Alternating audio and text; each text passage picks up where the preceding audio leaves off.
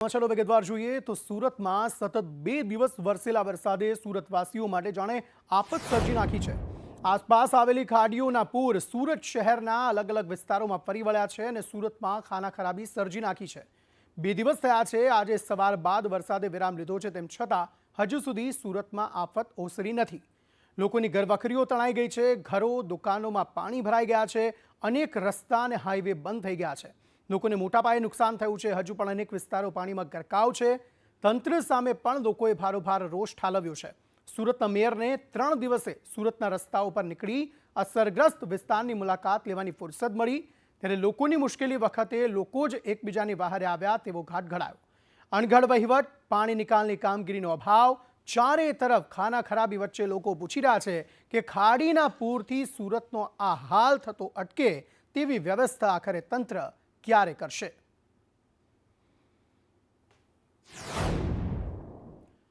તો લિંબાયત ખાડી, મીઠી ખાડી વિસ્તારમાં પાણી યથાવત જોવા મળી રહ્યા છે। જળબંબાકાર વચ્ચે એક દર્દીની સ્થિતિ કફોડી થઈ ગઈ, કારણ કે બોટની સુવિધા પણ ન હોવાથી અને એમ્બ્યુલન્સ પણ ન જઈ શકે તે પ્રકારના પાણી અહીંયા ભરાયેલા છે। તેવામાં વૃદ્ધને ઉચકીને અહીં તેમના ઘરેથી એમ્બ્યુલન્સ સુધી લઈ જવામાં આવ્યા। 30 મિનિટ જેટલો સમય લાગ્યો કે જ્યારે આ વૃદ્ધ દર્દીને તેમના ઘરેથી એમ્બ્યુલન્સ સુધી લઈ જવામાં આવ્યા। નકરે નારાયણને કંઈક થઈ ગયું હોત તો તેના માટે જવાબદાર કોણ હોત તે સવાલ અત્યારે સ્થાનિકો પૂછી રહ્યા છે। ટીંગાટોળી કરીને આ વૃદ્ધને એમ્બ્યુલન્સ સુધી લઈ જવાયા છે અને તેવી કપરી પરિસ્થિતિ જે છે તે અહીં સુરતના અલગ અલગ વિસ્તારોમાં જોવા મળી રહી છે। આ તરફ વડોદરાના શિનોર પંથકમાં ધોધમાર વરસાદ વરસ્યો છે। સાધલી, સુરાશામળ પંથકમાં ધોધમાર વરસાદ વરસ્યો। આ ઉપરાંત મિંઢોળ સહિતના ગામોમાં પણ ધોધમાર વરસાદ વરસ્યો છે।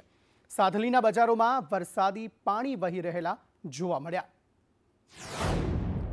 છોટાઉદેપુરના પાવી જેતપુરમાં ડાયવર્ઝનના 2 ટુકડા થઈ ગયા। ભારજ નદી પર બનાવેલ ડાયવર્ઝનના 2 ટુકડા થઈ ગયા। 2 મહિના અગાઉ જ 4 કરોડના ખર્ચે આ ડાયવર્ઝન બનાવવામાં આવ્યું હતું।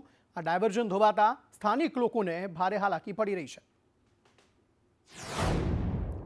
તો સુરતમાં પાણી ભરાતા લોકોએ પોતાની વ્યથા ઠાલવી છે। સુરત મનપા તંત્ર સામે લોકોએ પોતાનો રોષ ઠાલવ્યો। વર્ષોથી એક જ પક્ષ સત્તામાં છે, છતાં સમસ્યાઓ યથાવત જ છે। દર વર્ષે અમારે લાખોનું નુકસાન ભોગવવું પડે છે તેવું સ્થાનિકોનું કહેવું છે। નેતાઓ આવે છે અને ફોટા પડાવીને જતા રહે છે। નુકસાની અંગે કોઈ સર્વે થતો નથી, મોટી મોટી માત્ર વાતો જ થાય છે। સુરતના સરથાણા ખાડીપુરને લઈ સ્થાનિકોમાં ભારે રોષ છે। છેલ્લા 5 વર્ષથી પૂરના પાણી ઘૂસી જતા હોવાનો આરોપ લગાવવામાં આવી રહ્યો છે। વાલમનગરના રહીશોએ મનપાને ચીમકી આપી છે કે સોસાયટીઓમાં હવે ફરી જો પાણી ભરાશે તો આંદોલન કરવામાં આવશે। છેલ્લા ઘણા વર્ષોથી અમે આ સહન કરીએ છીએ, હવે નહીં કરીએ।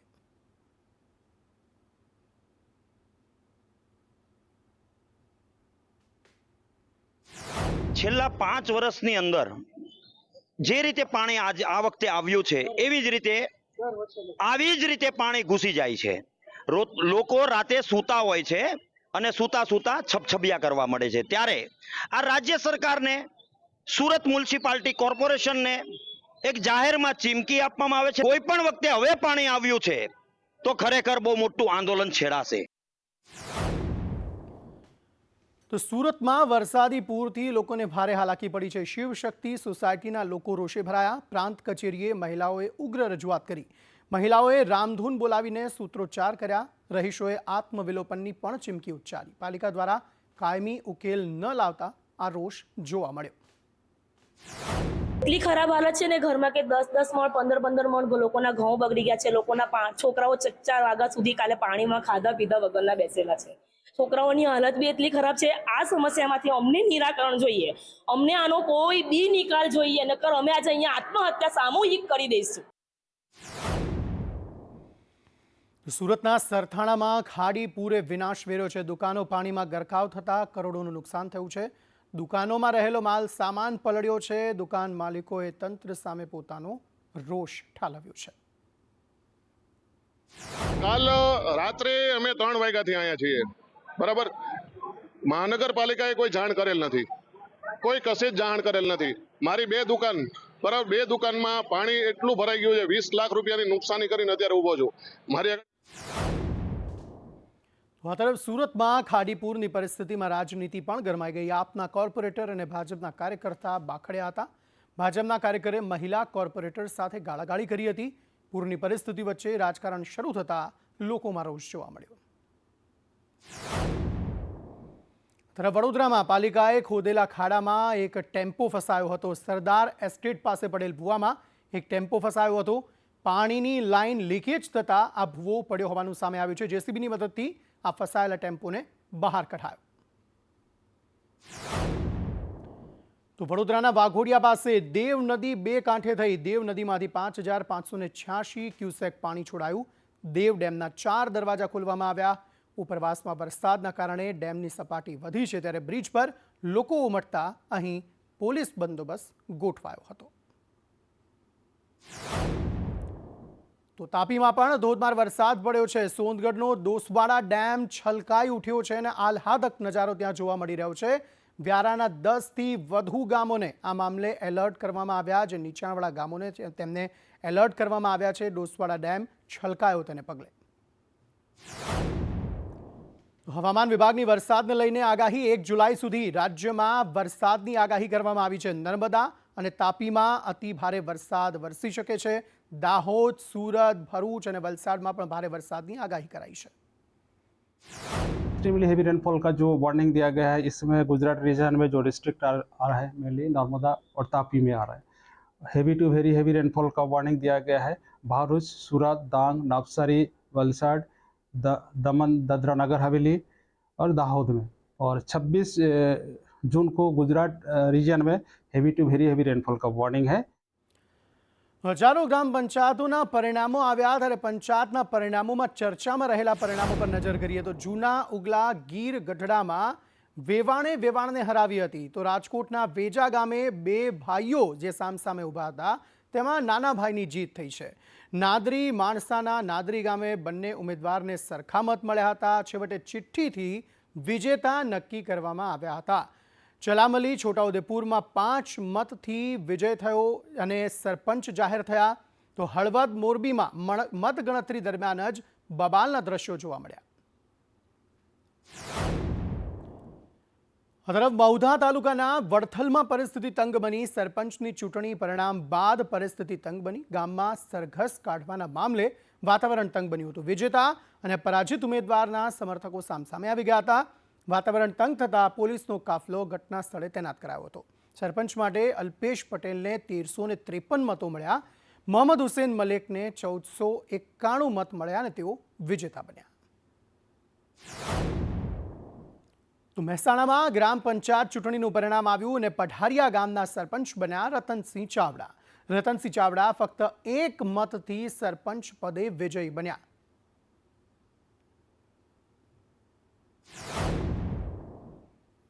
તરફ આણંદના આંકલાવમાં એક દિવ્યાંગ સરપંચનો વિજય થયો. નવાખલ ગ્રામ પંચાયતમાં દિવ્યાંગ સરપંચનો વિજય થયો છે. દિવ્યાંગ સરપંચ દિલીપ સોલંકીએ અહીં બાજી મારી છે. 4 ઉમેદવારો વચ્ચે દિલીપ સોલંકીએ જીત નોંધાવી છે. ગામના તમામ લોકોનો તેમણે આભાર પણ માન્યો છે. ઘણા સમય પછી અમારી જીત થઈ છે, પણ આ અમારી જીત નહીં, ગામ લોકોના મતદારોની જીત છે.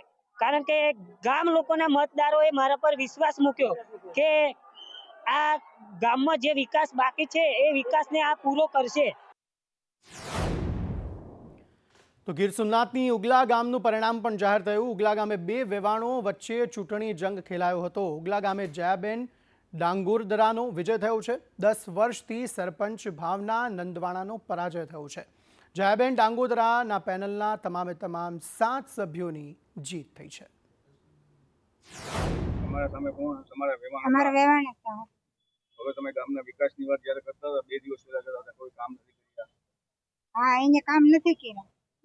હવે અમે કામ બધાય કરશું. જીતા પછી કોઈ મંદુ નહીં, કાંઈ નહીં, કશું નહીં. અમે જાહું આવશું, અમે અહીંયા દીકરી દીધી. અમારા વિકાસના કામ બધાય કરવાના છે, રસ્તા, રોડ બધા.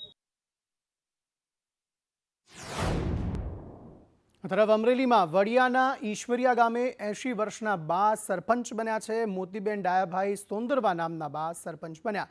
કુલ 386 મતોમાંથી 150 મતોની લીડથી તેઓ વિજેતા થયા. મોતીબેન વિજેતા થતાં પોતાનો હરખ તેમણે વ્યક્ત કર્યો. 80 વર્ષની ઉંમરે પણ વિકાસના કામો કરવા માટે તેમણે ખુશી વ્યક્ત કરી. હું બા તમે સરપંચ તરીકે ચૂંટણી જીતા કેવો હરખ? સારો હરખ બાબા. કામ કરશો ગામના? ગામનું કામ કશું જ નથી. સરસ. હું બા તમે સરપંચ તરીકે ચૂંટણી જીતા કેવો હરખ? સારો હરખ બાબા. કામ કરશો ગામના? ગામનું કામ કશું જ નથી. સરસ. તો દ્વારકામાં સૌથી નાની વયની યુવતી સરપંચ બની છે. ભાણવડના રેટા કાલાવડમાં 21 વર્ષની યુવતીનો વિજય થયો.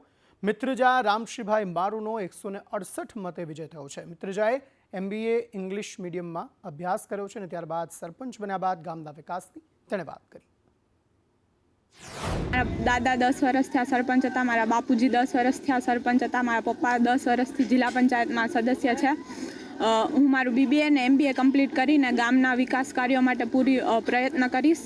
ગામના રોડ, પાણીની સમસ્યા, લાઇટની સમસ્યા, બધી સમસ્યાઓનો નિરાકરણ લાવીશ અને ગામ અને બધા માણસોનો ખૂબ ખૂબ આભાર મને મત દેવા બદલ. તો સરપંચની ચૂંટણીમાં સરકારના મંત્રીના પુત્રનો પરાજય થયો છે. મંત્રી ભીખુસિંહ પરમારના પુત્રનો ચૂંટણીમાં પરાજય થયો. જીતપુર ગ્રુપ ચૂંટણીમાં મંત્રીના પુત્રનો પરાજય થયો છે. કિરણસિંહ પરમાર અંદાજે 600 મતે આ ચૂંટણી હાર્યા. વિજેતા ઉમેદવાર મંગળ પરમારને 1100 મત મળ્યા હતા. નંબર 2ના સભ્ય તરીકે ઉમેદવારી કરી હતી. ઉપર સરપંચમાં પરમાર મંગલસિંહ ગોબરસિંહ જે મંત્રીશ્રીના પુત્ર શ્રી કિરણસિંહ જે ભીખુસિંહ મંત્રી છે એમના પુત્ર કિરણસિંહના સામે ચૂંટણી લડી રહ્યા હતા. એ ભારે જંગી મતોથી પરમાર મંગલસિંહ જીત્યા છે.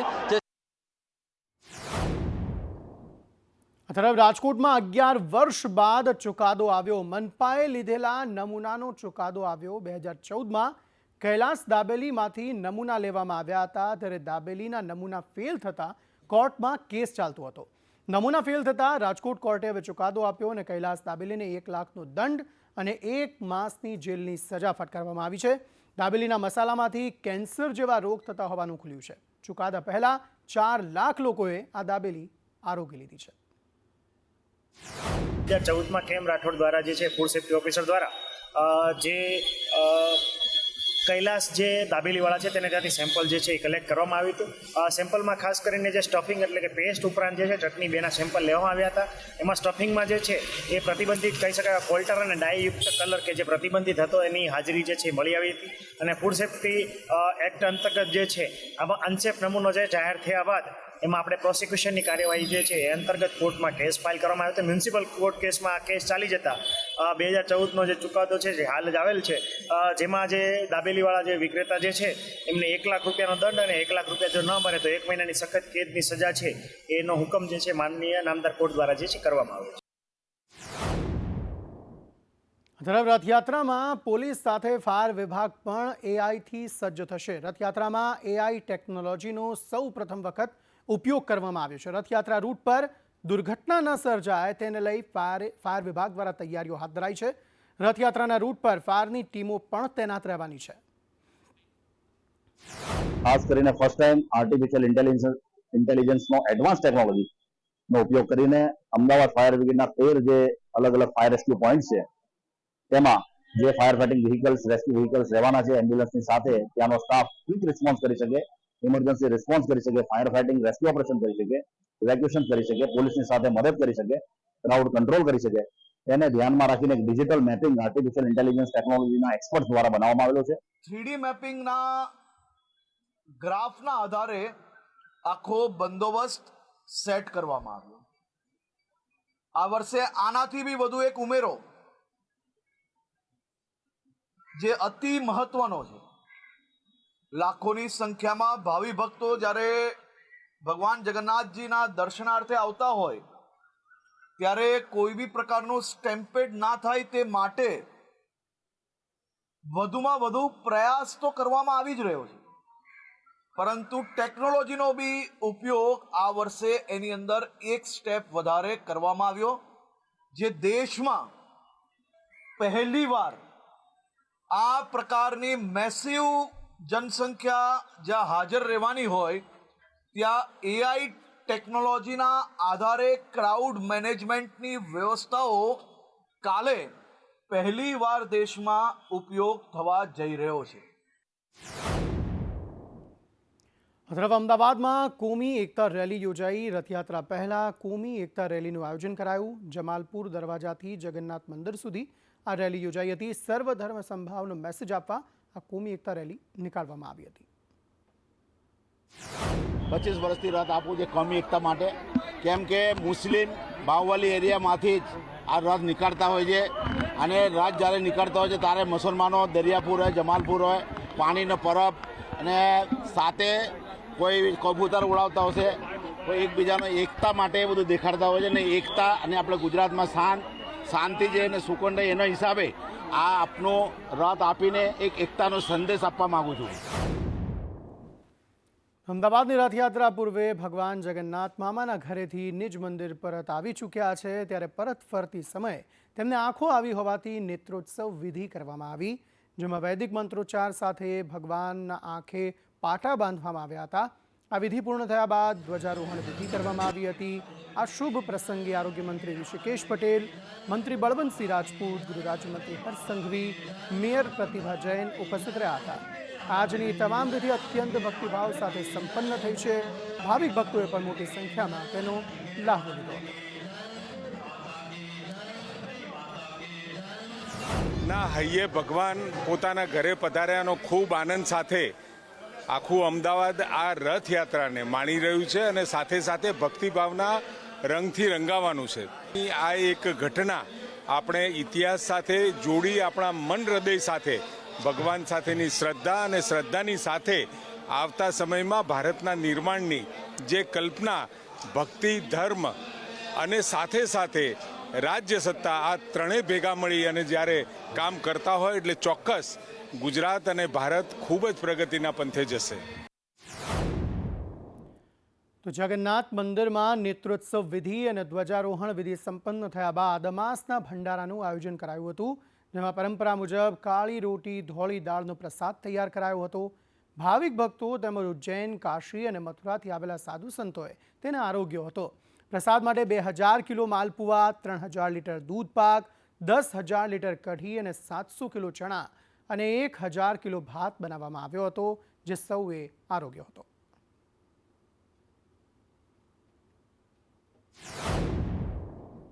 તો જગન્નાથ મંદિરમાં અમાસના ભંડારામાં પરંપરાગત રીતે અનેક સાધુ સંતો જોડાયા। રાજ્યના પૂર્વના મુખ્યમંત્રી નીતિન પટેલ આ ભંડારાના યજમાન હતા, જેમણે ભાવથી સાધુ સંતોને આવકાર્યા હતા અને જમાડ્યા હતા। આપણા અમદાવાદની પ્રસિદ્ધ અને વિશ્વભરમાં જાણીતી અષાઢી બીજની ભગવાન જગન્નાથજીની રથયાત્રાના પૂર્વે પરંપરા પ્રમાણે, રિવાજ પ્રમાણે આગલા દિવસોમાં ભંડારાનું આયોજન કરવામાં આવે છે અને આખા ભારતમાંથી જે પૂજ્ય સાધુ સંત શ્રીઓ પધાર્યા હોય એ બધાને અહીંયા ભોજન આપી અને એમનું વસ્ત્રદાન દ્વારા અને રકમ આપીને સન્માન કરવામાં આવે છે। ગૃહ રાજ્યમંત્રી હર્ષ સંઘવીએ રથયાત્રાના રૂટનું નિરીક્ષણ કર્યું હતું। અમદાવાદની રથયાત્રા સૌથી મોટી રથયાત્રા છે તેવું હર્ષ સંઘવીએ કહ્યું। સંપૂર્ણ સારી વ્યવસ્થા ગોઠવવામાં આવી છે। અન્ય રાજ્યના, દેશના લોકો દર્શન કરવા અહીં આવી રહ્યા છે। 23,884 પોલીસનો બંદોબસ્ત ગોઠવાયો છે। વિવિધ કક્ષાના અધિકારીઓથી લઈને કોન્સ્ટેબલ સુધી 23,884 જવાનો રથયાત્રાની વ્યવસ્થામાં છેલ્લા અનેક દિવસોથી રાત દિવસ એક કરીને અમદાવાદના સૌ ભક્તજનો માટે આ વ્યવસ્થાઓ કરી રહ્યા છે। આ રથયાત્રા રૂટ પર 484 જેટલા જર્જરિત મકાનો કે પછી જે મકાન ભયજનક હોય તેવા મકાનો પર સીલ મારવામાં આવ્યા છે, જેથી કોઈ બી ભાવિ ભક્તો પર કોઈ બી પ્રકારે કોઈને કોઈ નુકસાન ના થાય તે માટે સીલ મારવા જોડે જોડે હોમગાર્ડ્સના જવાનો અને છાપરાથી એટલે કે પતરાથી એ દરવાજાઓ બ્લોક કરવાની વ્યવસ્થાઓ બી અમદાવાદ મહાનગરપાલિકા અને અમદાવાદ શહેર પોલીસ દ્વારા કરવામાં આવી છે. તરફ અમદાવાદના લો ગાર્ડન વિસ્તારમાં વધુ એક ભૂવો પડ્યો છે. હેપી સ્ટ્રીટના પાર્કિંગ એરિયામાં ભૂવો પડ્યો. પાર્કિંગ એરિયામાં બ્લોક લગાવ્યા છતાં પણ અહીં ભૂવો પડ્યો હતો. ત્યારે એએમસીએ બેરિકેડિંગ કરી અહીં સમારકામ શરૂ કર્યું છે. તો વડોદરામાં કોંગ્રેસના મેયર ઓફિસ બહાર ધરણા યોજવામાં આવ્યા. વિશ્વામિત્રી નદીમાં કામગીરીને લઈને કોંગ્રેસ દ્વારા વિરોધ કરાયો. શહેર પ્રમુખ સહિત કાઉન્સિલરો દ્વારા વિરોધ પ્રદર્શન યોજાયું. નવલાવાલા કમિટીનો રિપોર્ટ બી વાંચશો તો એમાં 3300 કરોડના કામ સંપૂર્ણ રીતે પૂર કરે તો બી 40% પૂરમાં રાહત આવવાની છે. એટલે પૂરની તૈયારી તો ભારતીય જનતા પાર્ટીના લોકો શાસકોએ કરી જ છે. તરાપા લઈ લીધા છે. ઇતિહાસમાં કોઈ દિવસ સાંભળ્યું છે કે પૂર માટે તરવૈયા દુનિયામાં કોઈ શહેરે 200 તરવૈયાને નોકરી પર રાખ્યા હોય? પણ વડોદરા કોર્પોરેશન તો અલાયદું છે, સ્માર્ટ છે, એટલે એ લોકોએ અગાઉથી તરવૈયા રાખ્યા છે. એટલે આ તરવૈયાને તરાપા રાખનાર ભારતીય જનતા પાર્ટીના શાસકો સભામાં જવાબ આપવાથી ગભરાય છે. રિપોર્ટમાં લખીને આપે છે કે 40% પૂરમાં રાહત આવશે. એ બી આ બધું કામ થાય તો મુખ્યમંત્રી અહીંયા આવ્યા અને તમને પૈસા આપ્યા, આ વડોદરા શહેરમાં પૂર નહીં આવે એવા વિશ્વાસ સાથે તો તમે જવાબ આપવા બંધાયેલા છો અને જવાબ આપવો જોઈએ. જે કુદરતી આફત છે, કુદરતી આફત ક્યારે હોય કે જ્યારે અચાનક 50 ઇંચ વરસાદ પડી જાય કે 25 ઇંચ વરસાદ પડી જાય ત્યારે હોય. આ તો તમે વરસાદ પડી રહ્યો છે અને પૂર આવી ગયું છે, 3 વખત આવે. એવો કયા કામો કરો છો? કામો નથી કરતા, ભ્રષ્ટાચાર કરે છે, એટલે આ દશા થઈ ગઈ છે ભાઈ. સમાચારોમાં આગળ વાત કરીએ. ગાંધીનગર મ્યુનિસિપલ કોર્પોરેશનના બોન્ડનું લિસ્ટિંગ કરાયું. ગાંધીનગરમાં ગિફ્ટ સિટી ખાતે બોન્ડનું લિસ્ટિંગ કરાયું. મુખ્યમંત્રી ભૂપેન્દ્ર પટેલના હસ્તે આ બોન્ડનું લિસ્ટિંગ કરવામાં આવ્યું. મહાનગરપાલિકાએ 25 કરોડના બોન્ડ બહાર પાડ્યા. નેશનલ સ્ટોક એક્સચેન્જ પર બોન્ડનું લિસ્ટિંગ કરાયું.